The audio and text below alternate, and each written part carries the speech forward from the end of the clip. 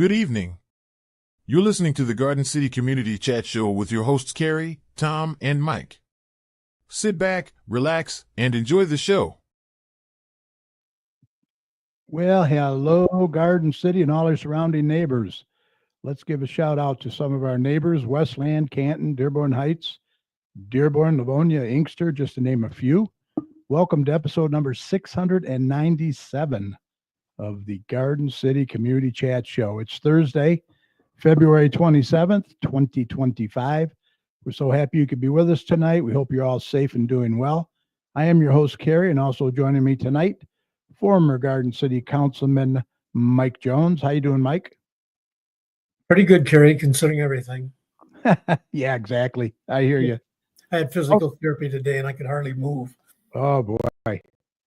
Also, Garden City's very own meteorologist, Dr. Tom Iwinski. How you doing, Tom? Oh, you know me, always busy. Yeah. Yeah, wow. when are you going to take those decorations down? It's starting to melt finally. Yeah. Maybe March. Yeah, there you go. There you go. Well, you've been a busy guy, right? Always. All right, Tom's going to be back shortly with the most current and up-to-date forecast for you. So we'll see how long this warmer weather is going to stick around. Well, it's been almost 1 year since our guest has been here. So tonight we're happy to welcome back Garden City Community Development Director Matthew Miller. He'll be here shortly to update us on what's new and what we can look forward to this year. So stay tuned. And if you have any questions or comments, have them ready. We'll see what we can do about getting them answered for you. Also, Joe Bartley's back with his 6th installment of Tax Talk. Always good information from Joe. And then Mike and I, we're going to close out the show with some community events happening. So get your calendars ready for that. And I also want to mention real quick, if you're watching us live on Facebook or YouTube, go ahead and post your questions and comments in the comment section. You can find us live right now on Facebook at facebook.com/GCChat. And over on our YouTube channel, just search for the Garden City Community Chat Show. You can also email your questions to us at gccommunitychat@gmail.com. And like I said, we'll get those answered for you. I have a show update for you. There's not going to be a show on March 20th. We're going to take that off so we can attend the Volunteer Appreciation Dinner. But we'll be back March 27th with our 700th show. I believe that's our 700th show. Wow. So mark your calendars for that, please. Remember, we're here to promote not only our community, but yours as well. And speaking of community, if your community organization or business has any events or announcements that you'd like to get out to our listeners, what should they do, Mike? They should email us, Carrie. Exactly. Email the details to us at gccommunitychat@gmail.com. Or once again, you can message us on Facebook at facebook.com/GCChat. And Mike will be more than happy to pass that information along. Remember, you're always welcome to come on the show and promote your community, your business, or organization anytime. We also encourage any local business to check out and join the Garden City Business Alliance and see what great things they can do for you. For more information, head on over to their website at gardencitybusinessalliance.org. Okay, we're going to get Mike in here now with the latest. I mean, not Mike. It's going to be windy tomorrow. We're going to get Tom in here now with the latest weather, and then we'll be chatting with our guest, Matthew Miller. So stand by for Tom.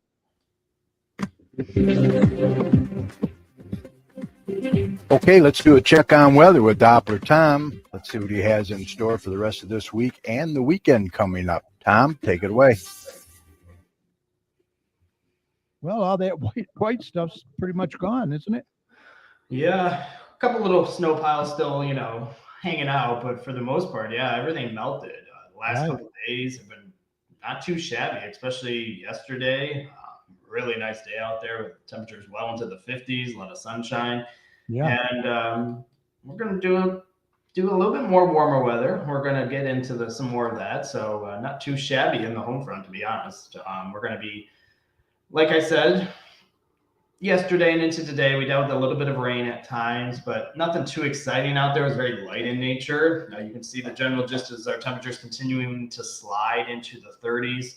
at this hour. You can see overall still fairly cloudy out there. And as we go throughout the rest of the night, we're going to be going into the low 30s overall. So nothing too exciting out there. Those winds gradually relax through the night, but they're going to pick up pretty well as we go into tomorrow. We're going to be seeing our winds really increasing after sunrise. You do see a southerly wind starting to develop.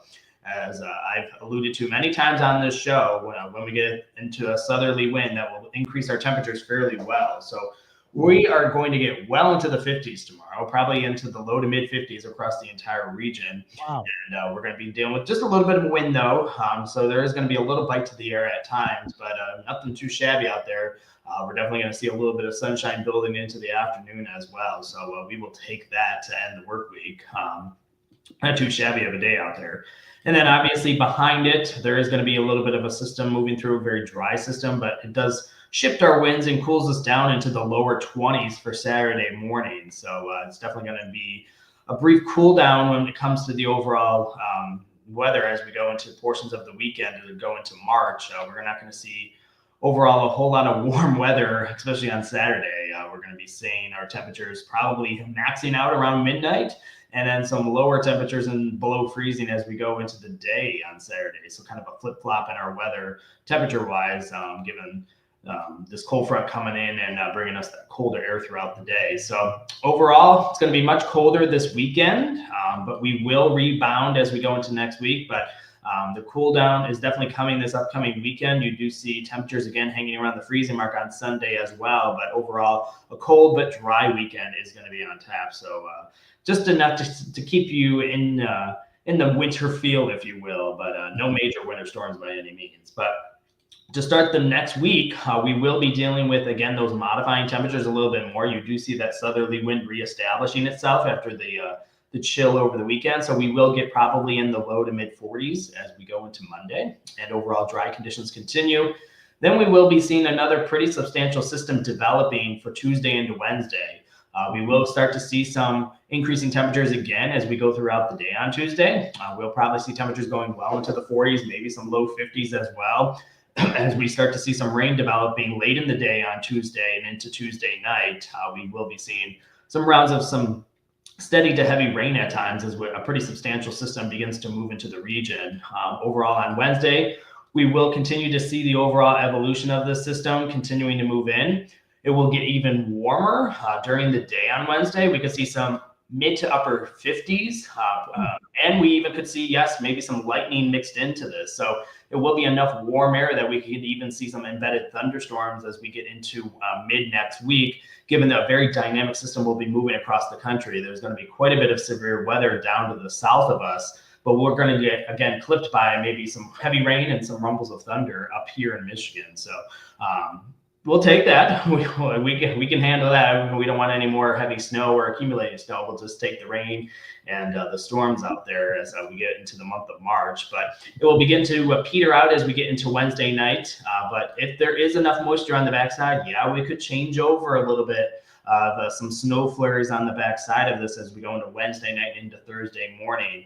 Right now, there's probably not going to be any accumulation with this, but it's just maybe see a snowflake or two on the backside as the storm system exits out of the region, and overall remaining fairly cold next Thursday, probably going back into the 30s for overall high temperatures after the warm midweek period with the rain and storms. So overall, as we go toward the end of next week as well, we're going to be seeing the overall evolution of modifying temperatures, but remaining chilly, relatively speaking, toward the end of the work week. 30s and 40s will probably be the name of the game as well. And we'll have to just keep an eye out if lake effect wants to get going again across the region, given the overall westerly winds, and could bring some moisture off from Lake Michigan as well with the overall evolution of things. So overall, a very active pattern as we go into Tuesday and Wednesday of next week with some good heavy rain and maybe some rumbles of thunder. Really warm day as we go into tomorrow with a little bit of wind as well. And then a chilly weekend, but dry weekend as well. So always busy in the weather department in that regard. But otherwise, there isn't anything too exciting going on across the country right now. There's been some rain still lingering in some aspects across the region, very light in nature. The more heavier rain is across Ohio at this point, with some heavier downpours out into that neck of the woods. And overall, Nothing really too exciting outside of maybe some rain and snow across the Northeast as well. And up into the UP of Michigan, there's been some lake effect snow bands out there as well, which is all winter basically. Other than that, all the rest of the country isn't seeing too much yet until we get into next week when we deal with that pretty big storm system mid next week. So we will take that. We don't want any winter weather, and we don't really see it outside of some chilly temperatures at times, but overall, nothing too crazy in the weather department. But if you want to keep tuned to all my local weather information, it's DoublerTomsWeather.com, and it will keep you updated as we welcome March soon enough. So spring is going to be upon us soon enough. Yeah, it won't be long, that's for sure. Absolutely. Like you said, we'll take it, you know. No major snowstorms, right? Nope, not at this time, and I don't see any. So we are in good shape. All right, we'll knock on wood for that. Absolutely. All right, have a good night, my friend. See you next week. All right. Thank you, guys. Bye. All right. Let's give a shout out to some of the people in there watching us tonight. In our chat room is Patty Fix. Mrs. Chad is in there. Ed Wilhite from Hog's Backyard Barbecue. We have Shannon Coffee, the Notary Babe. We have Fawn Salvatore. How you doing, Fawn? Good to see you. Nora Fix is in there. We also have Cheryl Clay Teeters in there. Oh, and Councilwoman Hughes is in there. How you doing, Karen? Thank you for joining us tonight. We appreciate that. Okay, let's introduce our guest for tonight. I can't believe it's been a year since he's been here. Please welcome Garden City's Community Development Director, Matthew Miller. How you doing, Matthew? Good. How are you?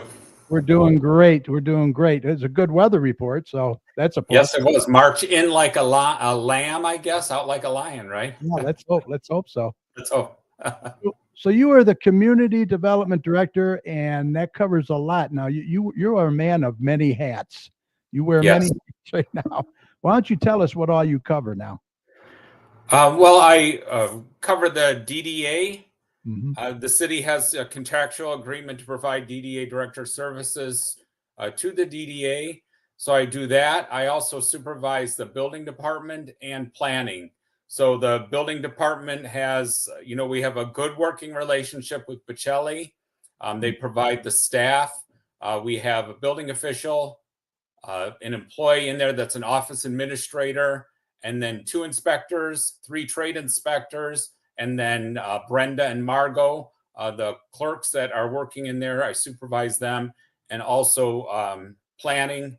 I coordinate the contract with McKenna Associates. Mario works 1 day a week, and I kind of fill in when he isn't there. I am a zoning administrator also, so is Mario, so that we can provide a better service to businesses when they come in. So. And when do you sleep? Pardon? And when do you sleep? Well, right now, but I'm here. Sorry, I didn't mean to interrupt you. Actually, about 9:30. It's not good. I want to go to bed. Okay. So you've now moved over to City Hall, right? How's that working out? It's good, actually. It's a combination of services, one place to provide all city services. We moved out of the office that the DDA had rented, and we bought a storage trailer, one of those pods that's at the DPW yard. Right. And then John Prosh and I work out of City Hall, and we're just kind of getting people used to that. We're stopping in the DDA office. We now they come to City Hall, and we provide services at the building department. So if you ever want to talk to myself or John, you can come to the building department. Our number's still good, and you can come and visit us anytime. And you have John Prosh. He's a good friend of ours too. He's been a real asset for you. Yes. It's been great to have John working with me.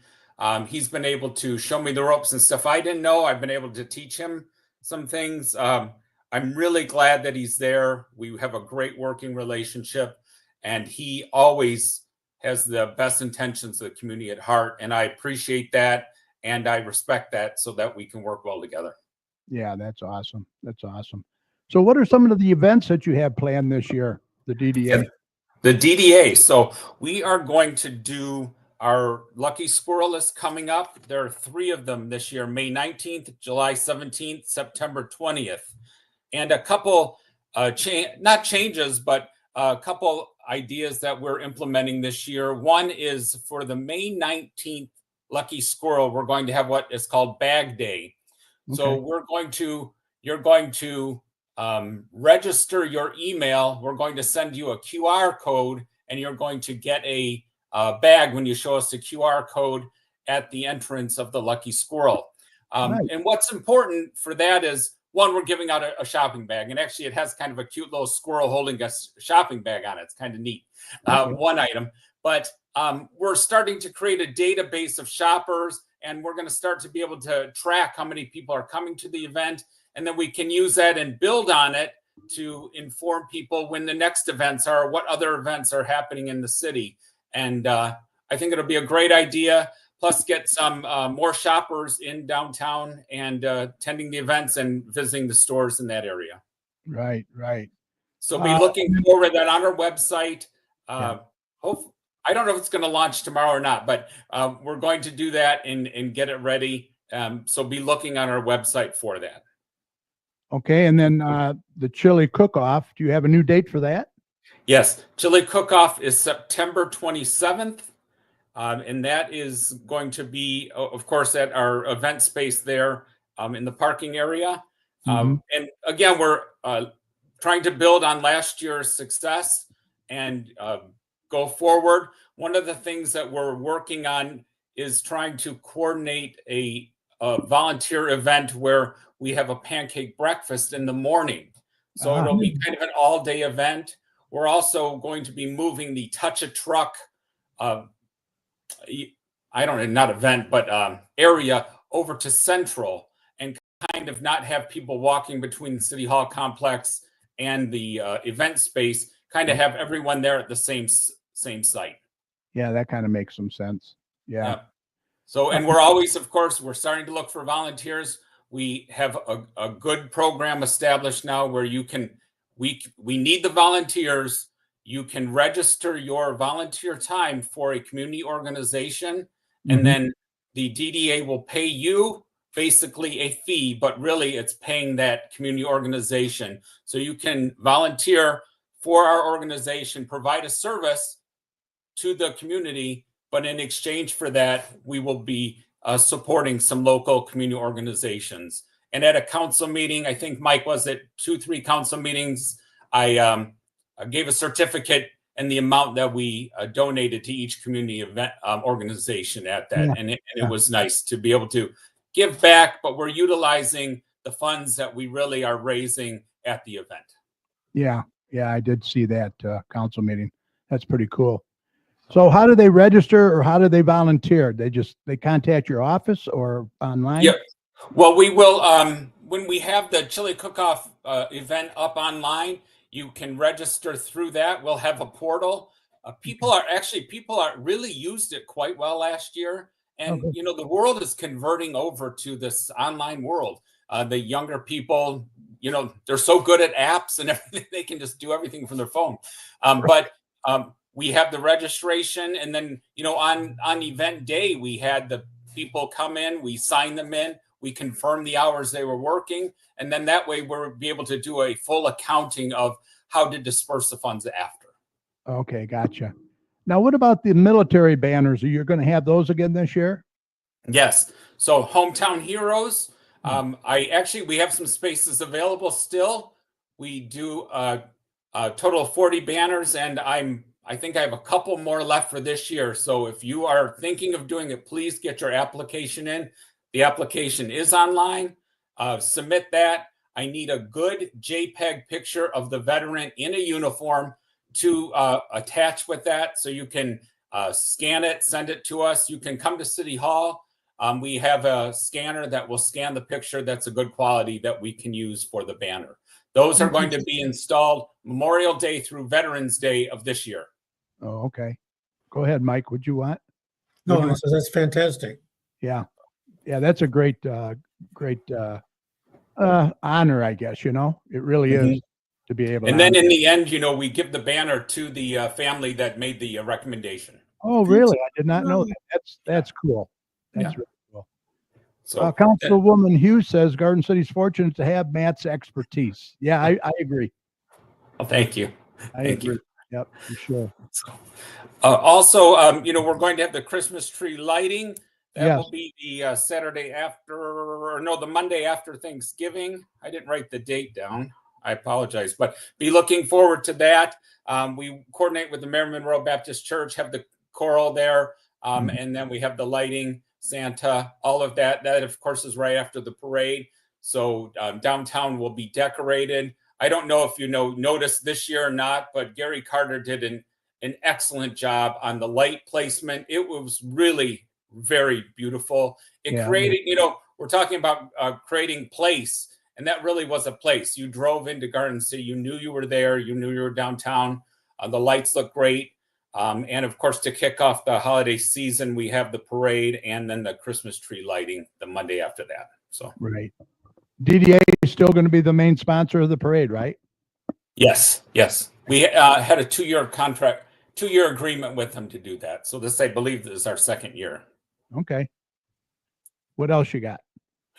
So then, just I wanted to talk a little bit about the Downtown Development Authority. We're going to be working on the parking lot. We're going to do a seal coat and restriping of our event parking lot, which is I refer to as the northeast quadrant, Right. which is by Planet Fitness, Public Service Credit Union, Craftique. That parking lot, we're going to do seal coat striping, and then also some alleyway repaving along by the bike store and Elite Eye Care. We don't have a lot of money, but we're going to do some public improvements with the money, which we, of course, can do and are required to do to make it look better along there. Gary Carter, of course, I'll give another shout out to him, does a really great job of maintaining downtown. And I work with him. And of course, if we had more money, he would love to plant more flowers, plant more trees. But we don't have a lot of money, unfortunately. We're trying to be fiscally responsible, but we are going to continue the maintenance. We're going to have the flowers again. It's on my calendar already to make sure I talk with Barsons, make sure he's got our little seedlings growing and getting ready for the year.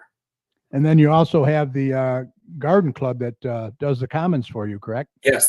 Yes. So this year I'm already preparing my budget presentation for council, and I have the commons corner and the flowers planned by the garden club is on my slide. So check that out when I give my presentation. Oh, okay. Will do. I just have one request. If you could send me some flyers for these events, we can get them up on our show. Okay. Yeah. We would really appreciate that. And then Mike can read those off for you as well. Thank you, Mike. You're more welcome. I do have a comment from Mrs. Chat.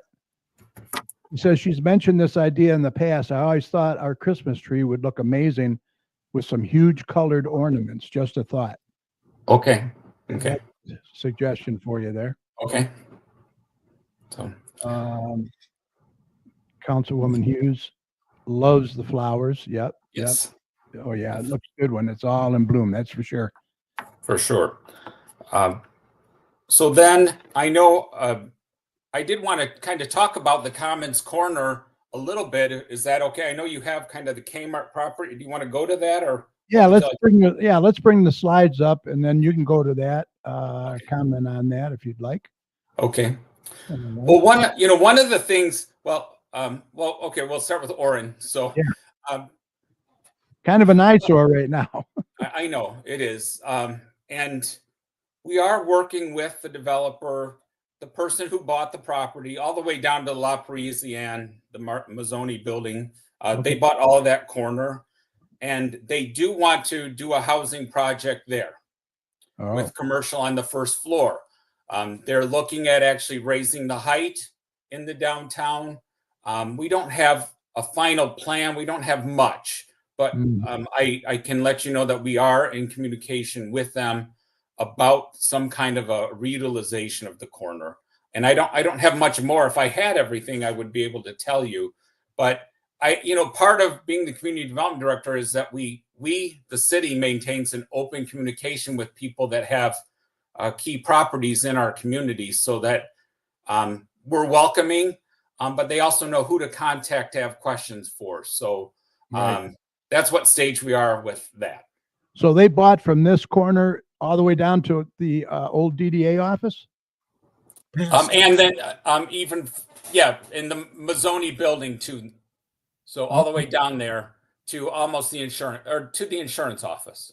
Okay, gotcha. Well, So- whenever you find out anything, yeah, let us know, okay? And we'll Okay. pass that along. Okay. So, Golden Feather. yes. So that is, the permits have been approved. I've talked to the owner a couple times about kind of getting moving. He wants to get moving. He's doing a project elsewhere that his funds are tied up a little bit, but we do have all of the permits approved for the creation of a STEM center. So that's a science, technology, engineering, and math preschool is going to go there. That's what's been approved. They also have, I think, all the approvals from the state. They're moving. They had some stormwater issues, so it was county problem. They wanted to move a driveway that was a state MDOT issue.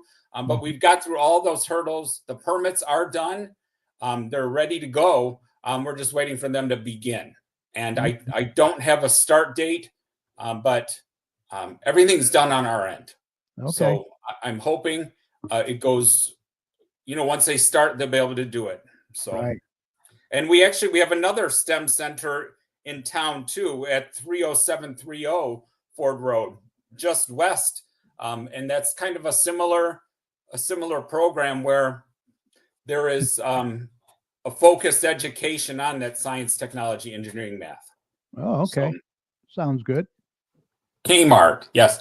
So again, we're in communication with the property owner, and we don't know what he's planning. He doesn't. I don't even know if he knows what he's planning. But kind of to back up a little bit, that last year I think I didn't know if we were awarded that grant from MISTA, the Michigan State Housing Development Authority, for the Housing Readiness Grant and Master Plan Amendment. But we did get the grant. I got the grant, and we've been implementing it. January 23rd, we had an open house for housing readiness. And I specifically invited the person who owns this property. He came. He was in the room with a lot of people from the city and the community to hear kind of their thoughts. And it was good that we, again, that we have a line of communication so that when he is ready, he can come to us, and maybe we can help shape some of the development that will look and fit for our community. And part of that is that we felt that, a good portion of this property could be utilized for housing in the downtown. Also, just so you know, so he bought kind of the center property. There's still kind of the old K Auto Center that he did not purchase. There's a piece of property on Beechwood he didn't purchase, and the city owns a property on the west side. Obviously, the city didn't sell that, but he didn't purchase it. But I hope in the future, I can't predict, and I can't make a decision on selling property, but if it comes to where that property is needed for the development, I hope that the city will entertain getting it into a better use than just a blank parking lot. It does provide access to Dr. Hyder, the dentist there. So there will have to be some easements or something put in place, because his would be a landlocked property. We can't do that to a business owner. But along the Kmart lot, I wanted to tell you, though, there are more. I do want to kind of tout the commercial district there, though. For the first time in a long time, basically, minus Kmart, obviously, it's gone. All of those storefronts will be filled, from Andrew's Drugs, which is going to be a 3-suite medical spa, a medical office, and a pharmacy. Yeah, I think I have. there. We also have Vera Bridal. We have the Jereman Asian Grocery, the physical therapy, a new grocery store, Garden Fresh grocery store is going on there. And of course, Lindblom, Fawaz, real estate agent, the Cat Cafe, all of those businesses are going to be filled. Wow. From here, that what is pictured all the way down to Liberty Tax on the corner. Also, Garden Banquet Center is open. They hosted their first event last week, Mhm. and the Michigan Academy of Gymnastics is there. They're all open and reutilized. The Andrews Drugs they're doing work in there every day and hoping to open soon. So that, I think that's, we can't hope for anything better than that. Also across the street, which is a former Rite Aid that was sold. And we've had a lot of discussion with the owners of that. And it's going to be an Everfresh, a grocery store. They do own a couple other grocery stores in Dearborn and Detroit. And so they know what they're doing. And that's a positive that we have a tried and true business person that acquired the property. And on top of it, the property is not that old and in good condition. So I'm glad to see the reutilization of that property also. Mm-hmm. Yeah, that's a bonus right there. Mm-hmm. How about the old Frankie's Bar? This is Frankie's Bar. We've heard so many times it's going to be torn down, I know. and nothing's moving. I know. I agree. Yeah. Well, when we do have plans approved for the reutilization of the property, and the property owner just is dragging their feet. Part of the permit process, when we did the last round of permits for them, we did hold a bond out for the property, and the bond was a $15,000 bond that we held in abeyance that if they don't carry through on anything, we can start the demolition process and we'll use their money to demo it. Mm-hmm. So we hate holding this, carrot and stick approach, but we just got to get them moving. And of course, we sent a letter, contacted them just recently, like your permits are getting ready to expire. What are you doing? Yeah. So they two members of the group came in and we hashed out and we got a time frame out of them. And of course, it's something to work forward. We have to keep looking forward. The plan is that a portion of the building at the back will be removed for additional parking. They also acquired the Krishna Jeweler building and also Oxford Barber. So they are serious. They were having property appraisal issues for financing, which is hard. Construction is costly and financing is hard. Yeah. And the longer they wait, but I hope something goes forward. A construction fence is supposed to come soon. That means then construction happens. I hope it does. Yeah, at least you have some kind of a commitment. And the longer they delay, the more the cost is going to go up for building materials and all that. Oh, for sure. Yeah. Let's see what else I have here. Oh, the corner of Merriman and Ford Road. Any movement on that? That's been up for sale for a long time. Yep, that it was sold, and the Planning Commission did hold a rezoning for the property to rezone it from C2 to C3. And so that's a business zone. And we have seen a preliminary plan for a gas station convenience store at that location. And it goes all the way down to Crowder there. Yeah. And the property goes all the way down there. The rezoning was approved. And so we're just waiting to see the reutilization of that. If it is a gas station, it is a special land use in that district. There will be another public hearing regarding that use at some point in time. Okay. That also was purchased by a person that has another business in our community. So okay.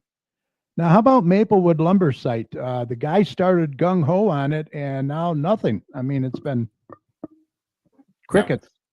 I don't have much to report either, Carrie. So okay. I'm hoping for reutilization, but I just don't know if he's going to be able to do it. Oh, wow. That'd be a shame. Put a lot of money into that. Yes.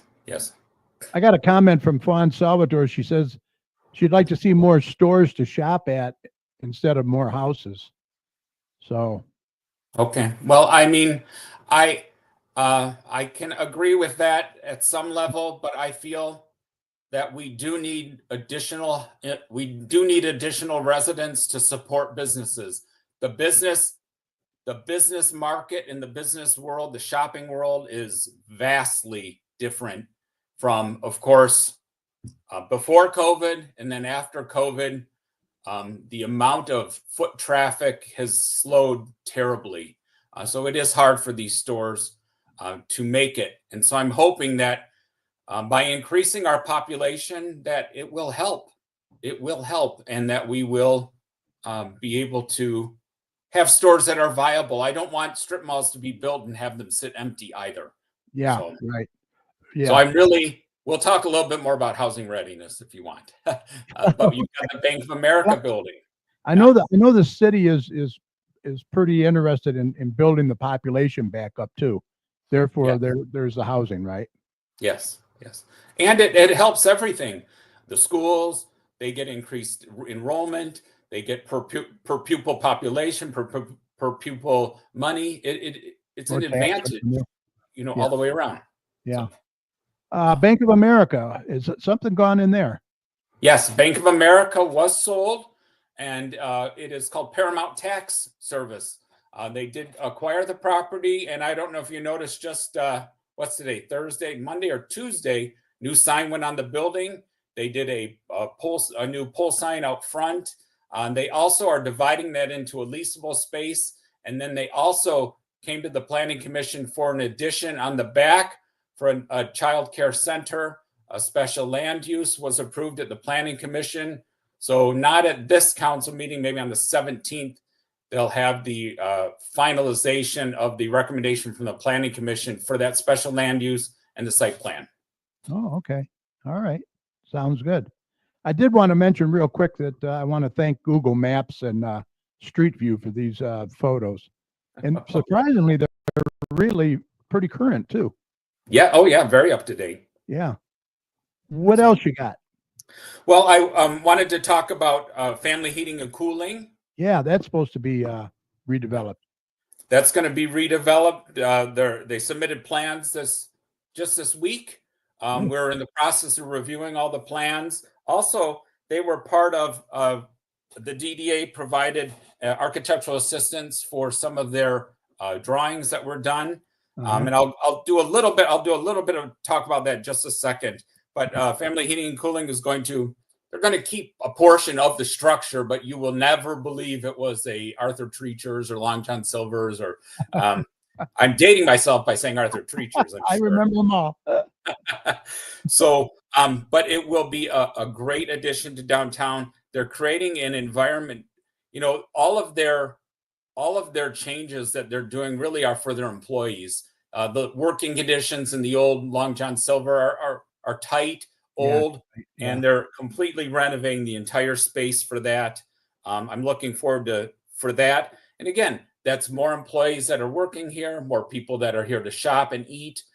These are all things that are factors that are important, that we have to create a place for people to open businesses and be successful.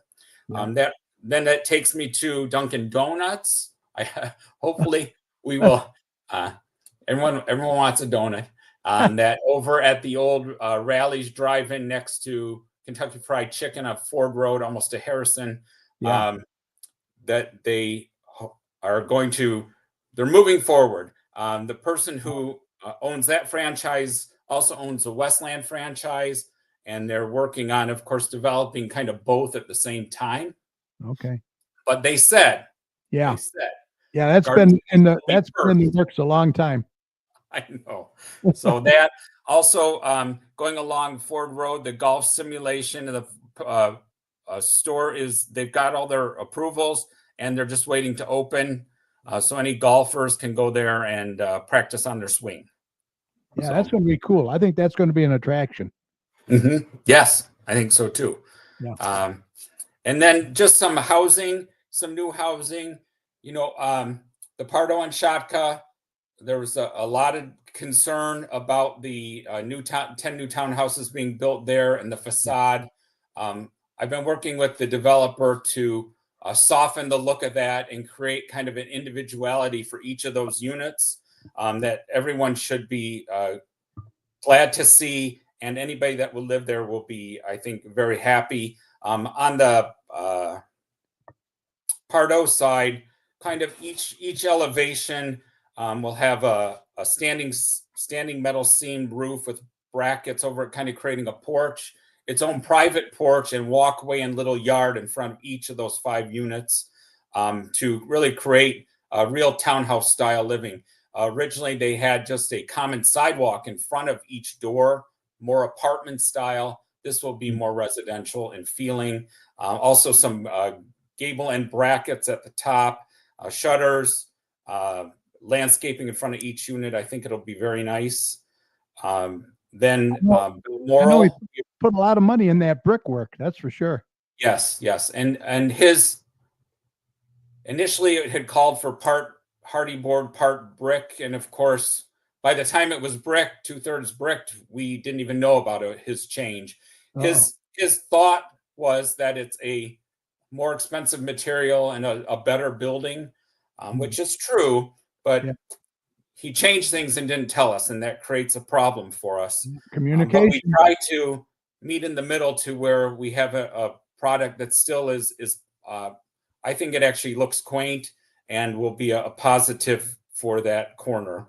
It's way better than the cinder block house that was knocked down. Okay. We have to remember that. Yeah.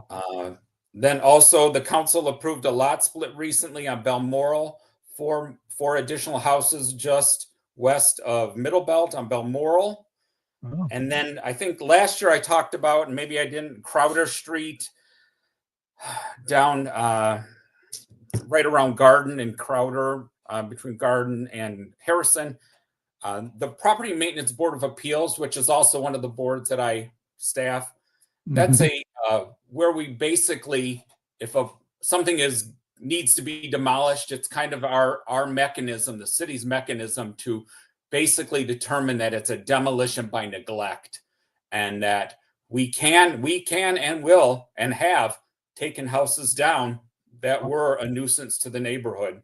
Yeah. And that on Crowder, we did have the approval for it, but in the end, I helped kind of direct the property owners, kind of connect them with a real estate person that could help them.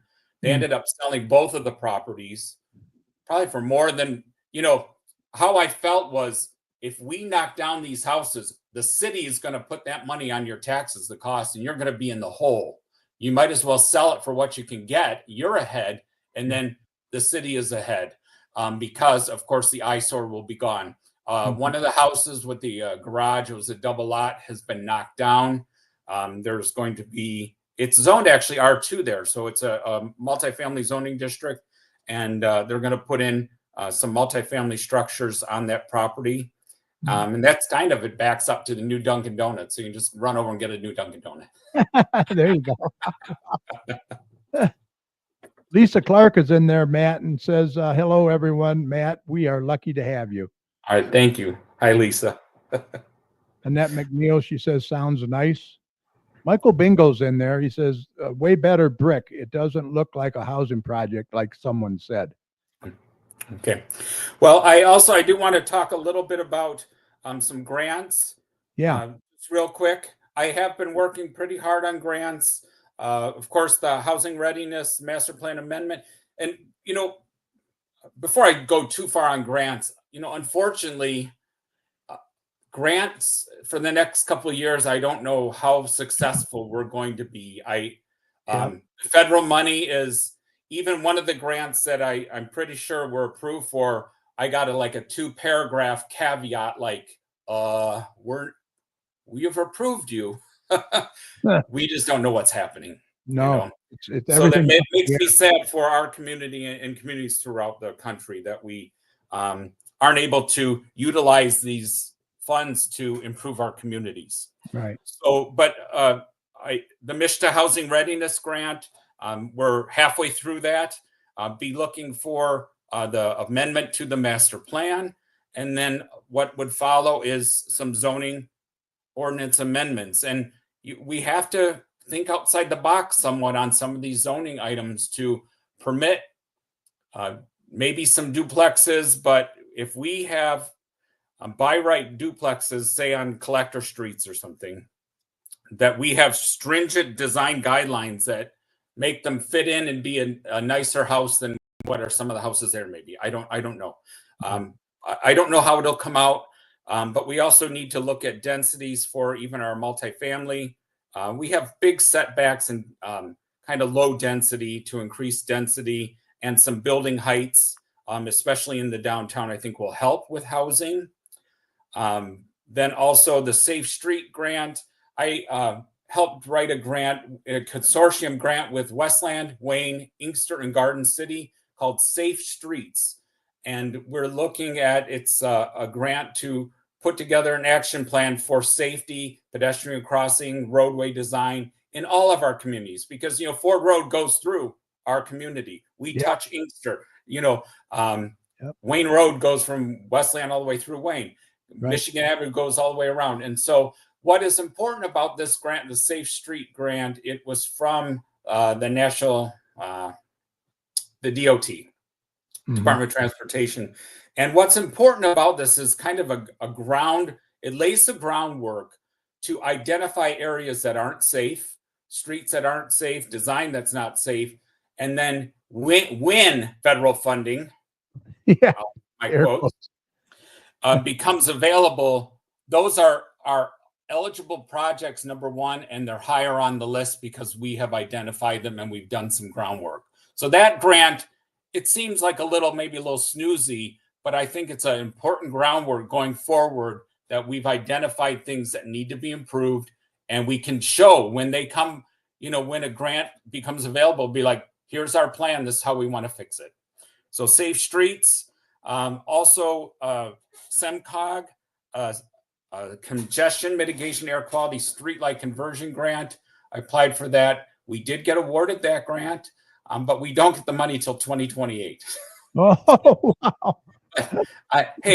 We'll take what we can get. Yeah. I think it's $77,000. And that's what's important about that is that it is for the conversion of mercury vapor streetlights to LED. Right. And I think with the funds available, it's about 450 streetlights to convert. That is, of course, less energy usage, longer life, and cheaper bills. So that I also did an EAGLE, that's the state of Michigan streetlight conversion grant. If we get both those grants, that will be almost every streetlight in the city converted to LED. It's very important. That'd be great. That, and then I applied for a community placemaking grant. I know Cheryl will be happy. I applied for, I don't know if we'll get the money, but in our event space, I applied $90,000 for these bollards that submerge and pull up to create safer spaces for our community events. Yes, very good. So I hope we can get that. I think it's of course very important, and it would be around our event space to create a safer space. And these bollards just have a key and they pull up to create a safer space. Wow, so nice. Then the sidewalk grant, if you looked at the agenda that was posted today, the sidewalk grant the city did get, and I've been working, for months trying to get the parameters for how we spend that $2.5 million. And I got on Tuesday, I got finally the grant agreement from MEDC, and the council has to approve it. They should approve it on Monday. They better. Karen, listening. I hope others are too. But that then we can kind of start the process to fill in our sidewalk gaps. And we're going, we had a I can't think of the word, a spreadsheet. Thank you. See, it's getting close to my bedtime. So, anyways, that the spreadsheet has, for the most part, where we identified there's not a sidewalk in front of a house. So we're taking that, we're merging it with a GIS layer, putting dots on a map to say, this is where we kind of need to focus. I personally think that what we call Section 6, DPW has the city broken out into six sections. Kind of Section 1 and 6 is basically west of Merriman, the whole city. And it appears a lot more no sidewalks there than sidewalks. If the neighborhood was developed by one developer, they put in the sidewalks, all that. But there were a lot of, during that era, the 40s, 50s, you could buy a lot, build a house, and a lot of those houses don't have sidewalks. So that we're also looking at connectivity at corners, ADA improvements, all of those things that will make our community a walkable community. And we hope to get far. We have only until December 31st, 2026 to spend it. So we gotta get on the ball, identify the locations. We need to get a bid package out really soon. I hope that Hennessy Engineering, I hope that Bocelli will be there for inspections and be able to get the bid packet out, get those guys out. But it's going to not come without some consternation. There's going to be trees in the way. People have landscaping in the right of way. We're going to have to dig into yards that have grade changes. Some people are not going to be happy. I'm just warning them now, I guess. It's going to be for the greater good, but there will be some disturbance. But it will create a walkable community, and that was the purpose of the grant. Okay. What about sidewalks that are designated for releveling or whatever?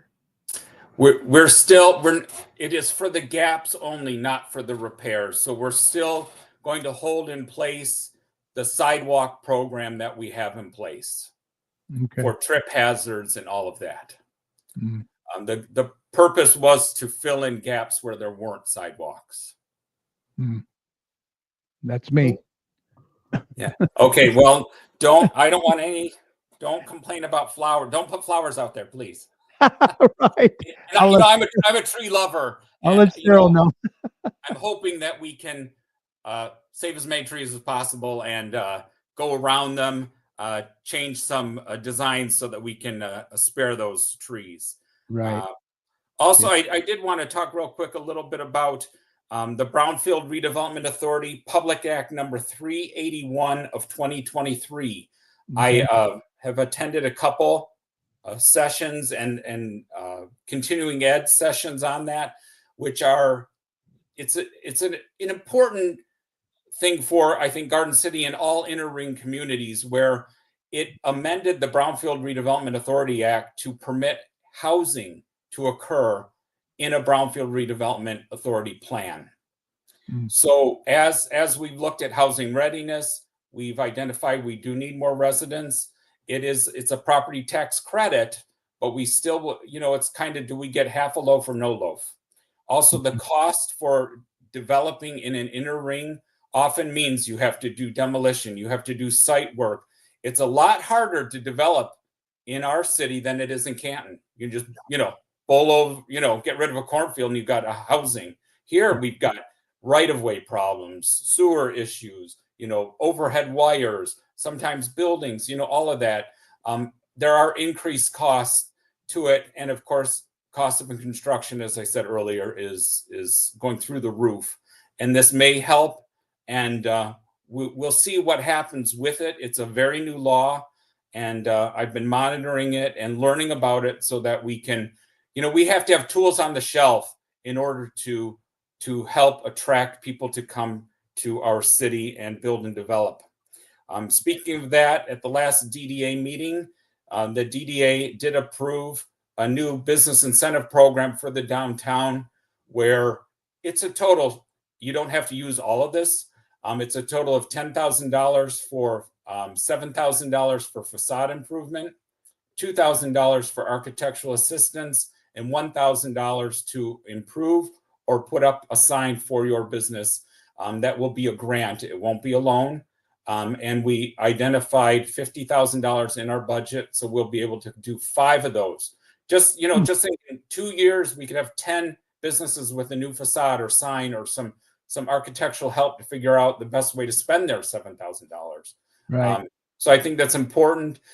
It will be a grant. And if the business is successful, that's great. If it isn't, the positive about it is that we have an improved building and, of course, increased value for the whole downtown district. Okay. So I did have one quick question for you. I forgot about it. What about the Lincoln Mercury property down there by Suburban? oh yeah, you can say Stu Evans. They'll be okay. Yeah. I'll remember.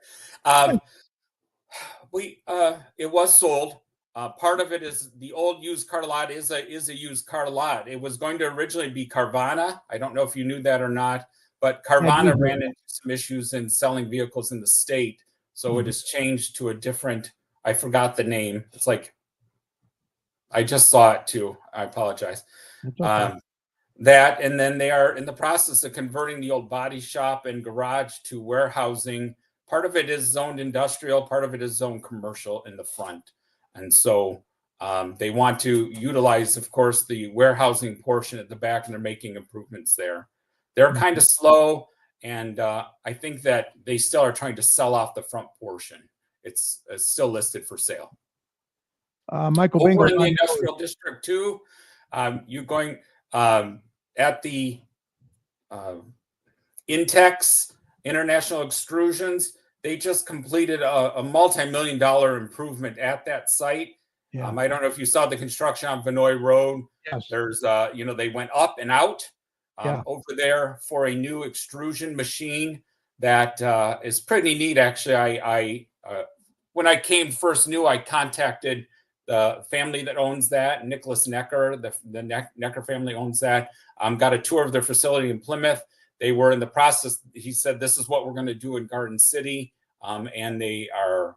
All the permits are completed. It's in. I think they're in the testing stages of doing that, and it's a big investment over there for them and for the city. Awesome. Michael Bingle wanted to know: is Greenland going to put a store in the Kmart site? Have you heard that? I've heard it, but I don't have any confirmation of such. Okay. Okay. Let's see. Mrs. Chat, no, our entire street has huge maple trees within the sidewalk line along the ditches. He's a tree hugger. As I said, I'm a huge tree hugger. And so we will work to preserve as many as we can. I know that. And again, I love trees. We are going to do everything we can. It may mean that the right-of-way area that we have, maybe the sidewalks will be closer to the street than what you would normally think, but we're going to try and create paths that will be walkable and a good thing for our community. Right. So. She says she appreciates everything you're doing, Matt. Great news on all these properties, and Garden City is moving in the right direction. Yep, sure sounds like it. And just follow up is that, it's been a long time since there was a community development director here in Garden City. I think it was Paul Zelenak back. That's 20 plus years ago, Yeah. Yeah. And so that, I think it's just important that, again, we just have an open line of communication with the business community, and also that we can, show them that we are ready for development. We set the table for it, and that we will help. We've had nobody here to hold anyone's hand through the process. Yeah. Right. Yeah. And so it helps people because they're coming into our city. They don't know us. They don't know. They don't know anything really. They know what they want to do, and I'm here to help them do that. That of course complies with the building requirements, the zoning requirements, but is also the best for our community. Yeah, and communication is key, and you'll be able to provide them that information that they need. Yeah. That's awesome. If you walk into the building department, actually, I have a huge banner in there: the 7 easy steps to opening a business in Garden City. So stop in and see it. It's a great banner. Yeah, that's a plus because it was a real problem to open a business in Garden City. I mean, you want to simplify it as much as possible, but you want to do what's right as well. Correct. Yeah. And I see Lisa's question, and I don't know. You don't know. We have a real lack. Speaking of no communication, they never want to talk to us. I've never been successful over there, so I don't know. Wow. Well, look, I want to thank you for being up past your bedtime. No, I still got time. Half hour. Still a half hour. It's only 8:59. That's Mike, right. You have any comments? No. Okay. So, Well, look, Matt, thanks again for being on tonight. It's been a pleasure, always a pleasure to have you on. Keep doing the great work you're doing. And let's not wait a year before you come back. okay, that sounds fine. So good. All right. Right. Thank you. All right. You take care, and we'll see you soon. All right. Have a good night. Thank you. You too. All right. All right. Let's get his information up again. Matthew, you can contact him at 734-793-1640, or you can email him at matthewm@gardencitymi.org. And he'll be more than happy to answer any of your questions. Does a great job. All right, moving on. The next city council meeting is Monday, March the 3rd at 7 p.m. in the council chambers located at 6000 Middlebelt Road. These meetings are a good way for you to get involved and voice any concerns that you may have as well. March the 10th, there will be a budget meeting at 6 p.m., and that's held at the police station. All right, we're going to get Joe in here with Tax Talk real quick. And then Mike's going to close out the show, get you caught up on some community events. So let's get Joe in here.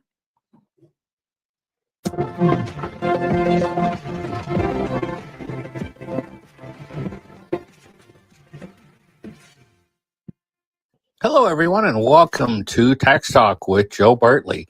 So I thought this evening that we would just touch on some saving opportunities, and this is probably geared toward maybe the younger folks or the folks that are still working.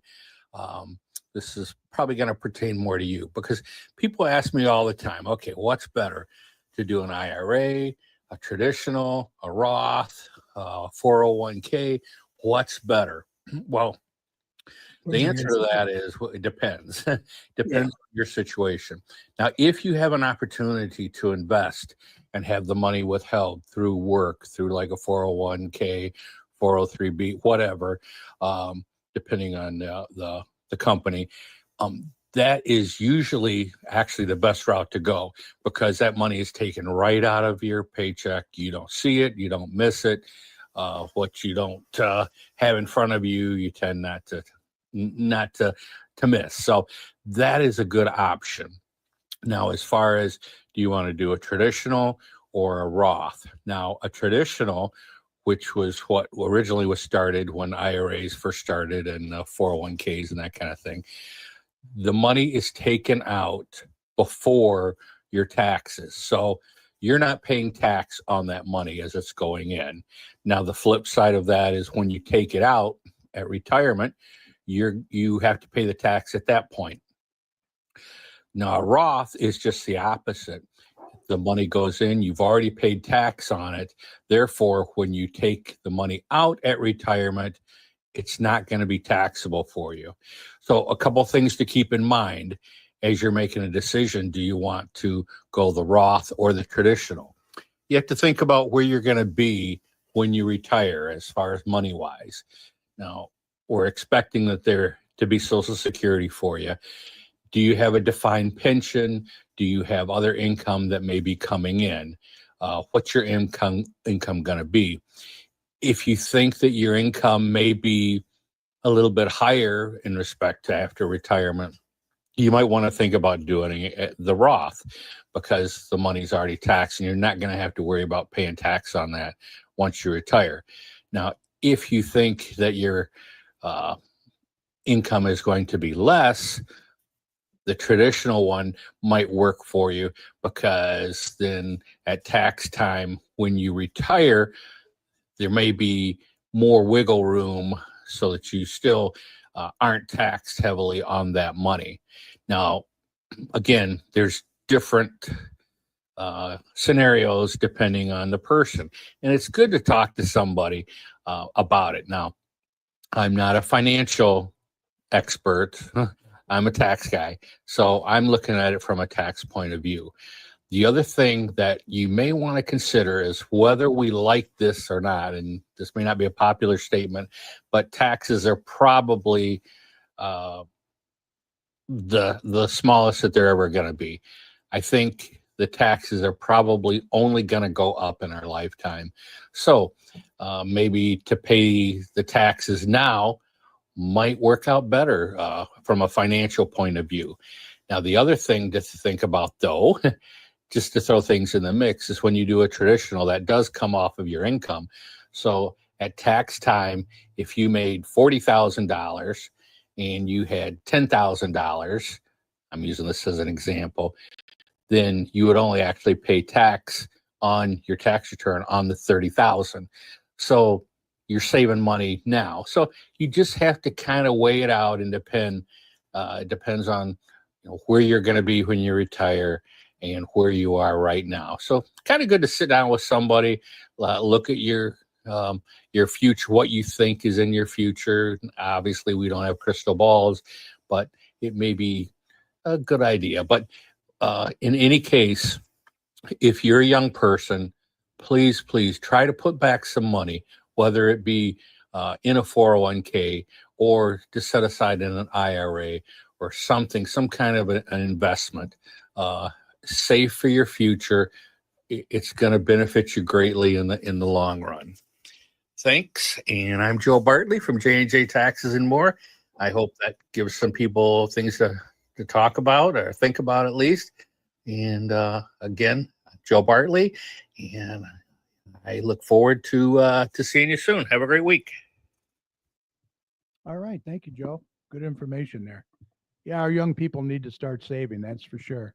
It's very Yeah, important. and if your employer will match, Yeah, you should definitely max it out. max it out, right? Yeah, Up to that's their max. free money right there. Yeah. Yeah. All right, let's get Mike in here now. You ready, Mike, for some community events? I am. I have a brand new garden place marketplace in front of me. So Me too. don't bring up. Did you see who's on it? Yeah. Chatmeister. Yeah.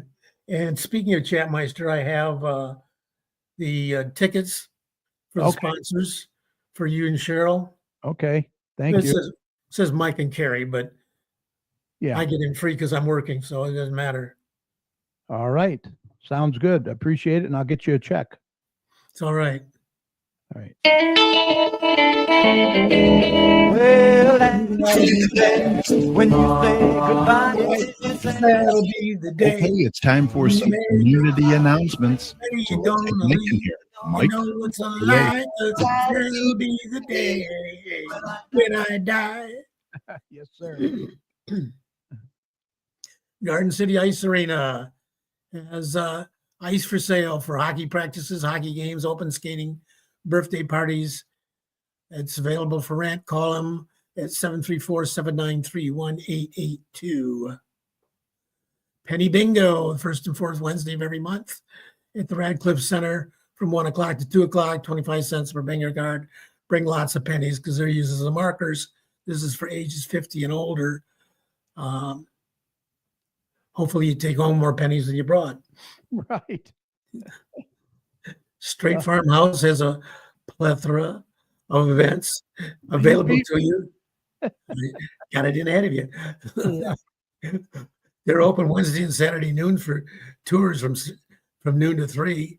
And for more information, go to www.straightfarmhouse.org. Yeah, they have a lot of stuff going on over there. Ace Masonry. For your masonry needs, contact Ace Masonry, 30 years experience, brick, block, and stone. Jay Piner's the owner. He was one of our recent guests. Yeah. You can contact him at 734-469-0633. Yeah, he says he watches the show every week.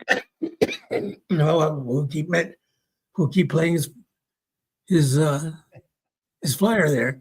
Yeah. Carpet cleaner is another one of our regulars. Dennis Diekman. Yeah. There's carpet cleaning, tile and grout cleaning, upholstery cleaning, hardwood floor cleaning, residential and commercial. Contact Dennis at 734-299-6496. Yeah, Dennis is in there watching tonight. How you doing, Dennis? Also, Denise Briscoe. Hi, Denise. How are you? Derek Parton from DSD Sports Chat, and several more we're watching. So we appreciate all of you. Hey, Pistons won game number 8 in a row last night. Oh, and the Wings, they're doing great. Yeah. Okay, Garden City Public Library is hiring part-time librarian and librarian aides. Visit their website to apply at www.gardencitylib.org. Angel Aids, Stephanie Peters offers a variety of services to assist handicapped and elderly, including transportation services, and has reasonable rates. Contact her at 248-818-5334. Shannon Coffee, another one of our regulars, will take care of all of your notary needs. Contact her at 734-469-8821. Garden City Public Library Community Closet donation list. They're looking for individual wrapped toilet paper, dollar store first aid kits, hats, gloves, scarves, socks, non-perishable snacks, soap, shampoo, toothpaste, pads, and tampons, bottled water. All items must be brand new. Please bring donations to the circulation desk. Wayne County Veterans Services every Tuesday and Thursday from 8:30 to 4:30 at the Radcliffe Center. You can call Wayne County for appointments, 313-506-0302. And the American Legion Department of Veteran Affairs takes care of all your veteran needs and benefits questions. Every Tuesday, they're available from 9 to 3. Call 313-964-0640 for an appointment. Yeah, I hope they still have the services in the long run. Yeah. Well, Bo just got to cut all this waste. Yeah. Yeah, right. Oh, A few people starve in the meantime. What the hell? Contact us. Do you have a problem or a question about an event, class, or just in general? You can reach us by visiting www.gardencitymi.org, parks contact us, or call or email us at 734-793-1850. Important notice: the department does not regularly monitor or respond to Facebook comments or messages. yeah. Okay, Garden City Senior Center presents Bunko Game Day from 1 o'clock to 3 o'clock in the Radcliffe Center, second and fourth Mondays of every month. Prize is awarded for the most bunkos, high score, second high score, low score, and a money cup. It's open to ages 50 and up, $5 per person. Call 734-793-1870 for questions. Free bingo. Join us at the Garden City Senior Center on the second and third Wednesday of each month from 1 o'clock to 2 o'clock. Second Wednesday sponsor is the Village of Westland. The third Wednesday sponsor is the American House Dearborn Heights. This is again for ages 50 and older. Yeah, you don't need pennies for this one, I guess. No, apparently not. Okay, circuit paper crafting and pen tool. Oh, this is the Radcliffe Center. You will learn tips for cutting paper, adjusting blade pressures, using the pen tool to draw and write. It's for ages 16 and older. It's $10 a person. Yeah. This is used a lot in scrapbooking. Is it? Yeah. Okay. Neighborhood Watch is back. Second Tuesday of every month. So the next meeting will be August 11th. March. Share with your neighbors is at the police department. Yep, March 11th. Okay. Only 9 days to what is it? The 8th annual Garden City Great Pig Race. Mm-hmm. It's going to be at the Radcliffe Center. There'll be tickets are $50. There's a cash bar. There's raffles. Doors open at 5 p.m. and the races start at 6:30. That's on a Saturday. Charity hockey game between the Garden City Police and the Westland Fire Department. Puck drops at 7 p.m. on Saturday, March 15th at the Garden City Ice Arena. Sign up for your monthly newsletter. Okay, coming events and closes, hour changes and more. Sign up and create an account at gardencitymi.org/rec. Daddy-daughter dance, March 15th, 5 o'clock to 7 o'clock, all ages. $20 for adult, $10 for child. The theme is Rock Out. Register at www.gardencitymi.org. gardencitymI.org/parks/daddy-daughter-dance at the Radcliffe Center. Dog Vaccination Day in Westland. Free to Westland veterans.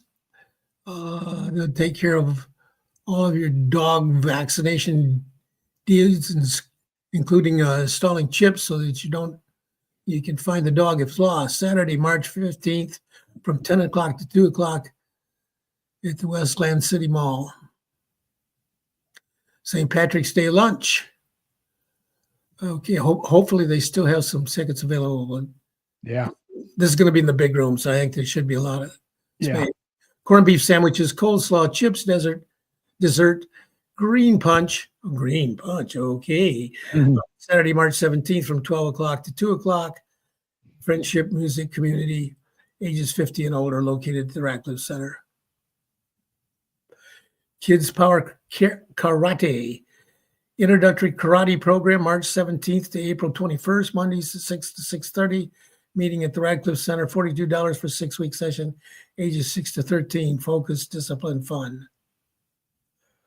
Okay, Globe Vibes, Save Lives, Donate Blood.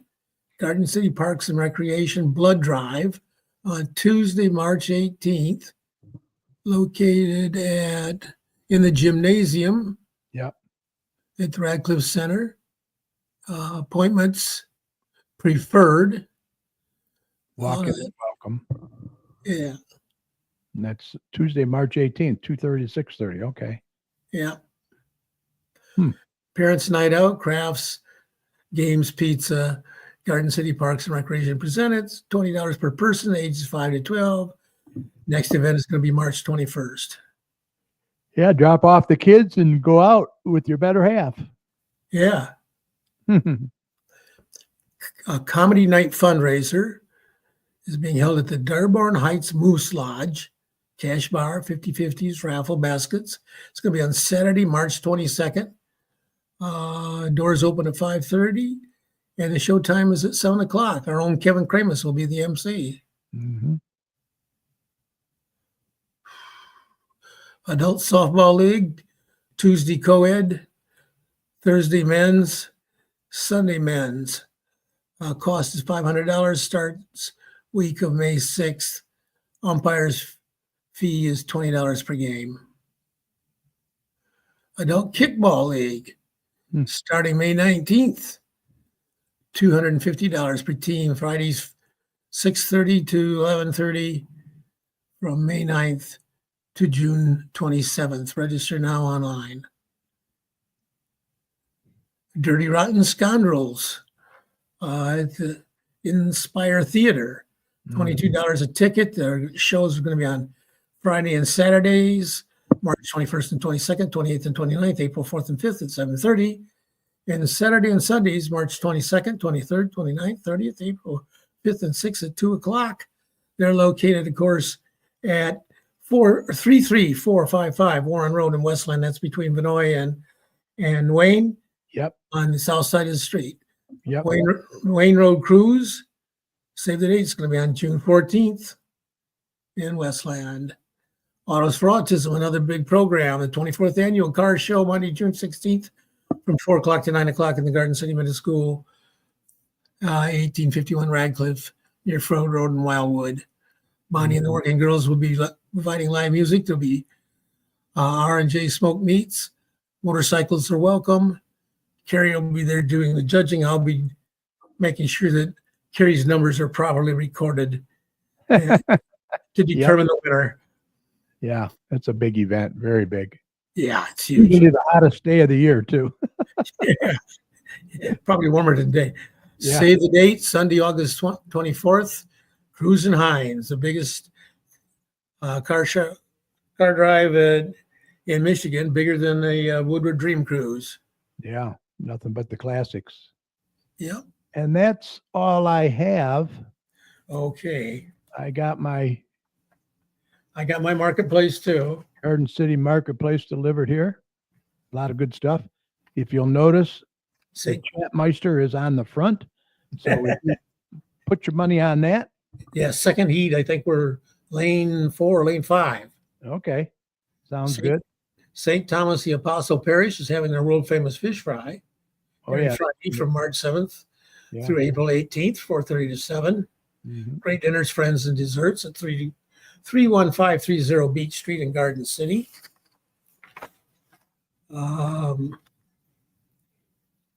Westland is having their Farmers Artesian Market. We are now taking applications for vendors for the 2025 Farmers and Artesian Market season. Contact us now, call 734-722-7620. Market runs from May 22nd through October 16th at 1901 Carlson. Talk about the hockey game. Yeah, Garden City High School School Theater Program is presenting Newsies May 2nd through 4th at the O'Leary Auditorium. Talk about the St. Patrick's Day lunch. What else we got in here? Anything? I think we covered a lot of it. Yeah, we did. Straight farmhouse, we covered game room with watercolor painting classes.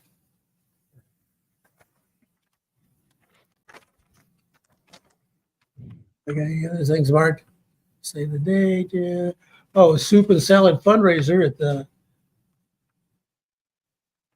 celebrating National Quilting Day. The Timothy Lutheran Church on Wayne Road, 8820 Wayne Road. Mm-hmm.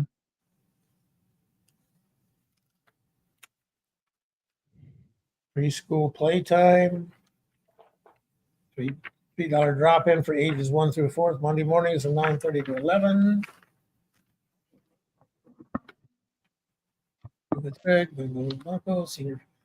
Senior Fitness Club, Monday through Friday, 8:30 to 7. And Saturday, 9 to 3 o'clock. Drop-ins are $3. 3-month memberships are $25. 12-month memberships are $70. We accept silver sneakers. That's all I got. That's it. That's it. All right. With that said, I think we're ready to call this a podcast. Yes, podcast. A big thank you to Matthew Miller, our community development director. Did a great job. It's great to have somebody doing this stuff that he's doing for a change. Boy, he's wearing a lot of hats. I know that. Boy, it's tough. Once again, you can contact Matthew at 734-793-1640 or email him at matthewm@gardencitymi.org. He'll be more than happy to answer any of your questions if we didn't cover them tonight. Also, a big thank you to Joe Bartley from J&J Taxes and More. Right here in Garden City is located. Contact Joe at 734-523-8291 to set up an appointment, or if you have any questions, Joe will be available. Also, a big thank you to my fantastic co-hosts, Dr. Tom and Mike Jones. Great job as always. And a huge shout out and thank you to each and every one of you for sharing part of your time with us tonight and every Thursday night. Remember, this show will be available right after we signed off on Facebook, so we hope that you'll catch it at your convenience, especially if you tuned in late by going to facebook.com/GCChat. Feel free to share the show with your friends as well. Also, catch us on our YouTube channel. Just search for the Garden City Community Chat Show, and you'll find not only this show, but all of our past shows as well. Click on the live tab, and they'll pop up for you. And please subscribe to the channel by clicking on the subscribe button. We would appreciate that. And at the end of all our shows, what do we like to do, Mike? We like to thank all the healthcare workers, Absolutely. first responders, police and fire, everyone on the front lines who serve and protect us every day. We can't thank you enough. Be safe, and we want you to know that you and your families are in our thoughts and prayers every day. And whenever you see any of these heroes, please let them know how much you appreciate them. Any final thoughts, Mike? Flu and stuff is still going pretty strong. We're lucky in Michigan we don't have a measles outbreak. Like in Texas and New Mexico, but please get vaccinated. Yeah, not a good time to travel to Texas if you're not vaccinated, that's for sure. So be careful out there. Yeah. Remember, the success of the community depends on the community, so please support your local businesses. And like Mike said, please don't hesitate. Vaccinate, get the booster, measles, flu shots, RSV, all of them. Remember, you're not only protecting yourself, but you're protecting others as well. And Mike, if you see something, Say something. say something. Look out for one another out there. For all your weather information, be sure to head on over to DopplerTomsWeather.com. And he's got a great user-friendly website full of good weather information. So we hope you enjoyed the show tonight. Thanks for listening. If you would like to contact any of us here at the chat for any reason, once again, email us at gccommunitychat@gmail.com. We do like to hear from our listeners. Let us know how we're doing, what you'd like to see more of. We will see you right back here live on Facebook and YouTube next Thursday, March 6th. Wow, March already. It's flying by again. Yeah. Thank goodness. What's that? Thank goodness. Yeah. We need to get out of this rut. Yeah. Remember, you can follow us on Facebook at facebook.com/GCChat and on our YouTube channel, youtube.com/@GC Community Chat Show, or just search for the Garden City Community Chat Show. Make sure you subscribe, hit that button. Everyone have a fantastic rest of your week. Stay safe and good night. Good night. Take care, bud. Yep. See ya. Yeah.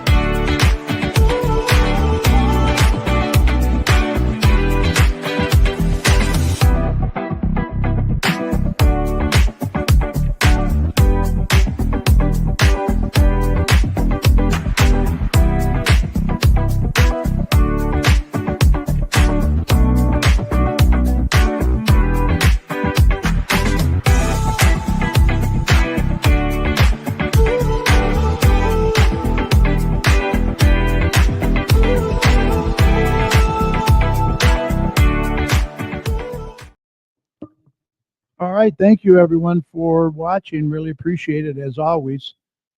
Make sure you join us next week, March the 6th. We'll be back here. I hope you enjoyed the show, and Matthew answered a lot of your questions that you might have had. And once again, we will see you next week. Take care and have a great rest of your week. Good night.